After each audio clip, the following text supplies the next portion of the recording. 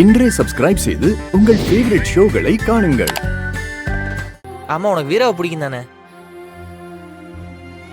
உன்கிட்ட தான் கேக்குறேன், பிடிக்குமா பிடிக்காதா? பிடிக்கும். அப்படிவா வலிக்கு. அப்ப ஒரு முடிவு எடுக்கும் போது நீ அவ பக்கம் நிக்க வேண்டியது தானே? நின்னியா? அது எப்படி? உனக்கு ஒரு நியாயம், அவளுக்கு ஒரு நியாயமா? என்ன இது? It's very wrong bro.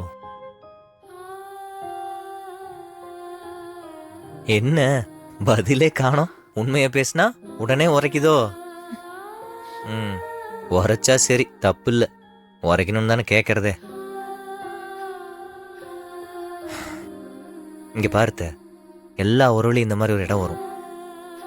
நீங்க கோவமா இருங்க, சண்டை போடுங்க, ஒருத்தருக்கு ஒருத்தர் என்ன அடிச்சுக்க கூட செய்யுங்க, பரவாயில்ல. ஆனா ஒண்ணு, வெறுப்பை மட்டும் வளர்த்துக்காதீங்க. முக்கியமா இந்த பஞ்சாயத்து பண்றதுக்கு என்ன இழுக்காதீங்க. எனக்கு இதெல்லாம் செட்டே ஆகாது.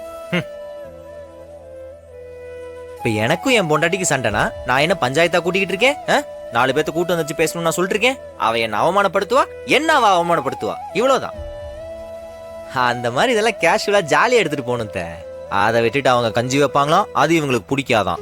குறுக்க நாங்க வந்து வாங்கி இவங்களுக்கு கொடுக்கணுமா? என்னைய பார்த்தா என்ன டெலிவரி பாய் மாதிரியே தெரியுது? இவங்களும் அன்பு காட்டுவாங்களாம், அவங்களும் அன்பு காட்டுவாங்களாம். ஆனா நடுவுல நாங்க நின்று 2 பேர்த்துக்கு அதையும் தெளிவுபடுத்தணுமா?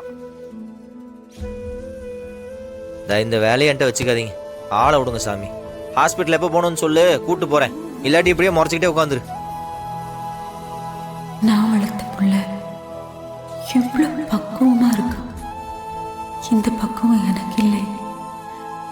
1000 இருந்தாலும் பொண்டாட்டியை விட்டு கொடுக்காம பேசுற நீ எப்பவும்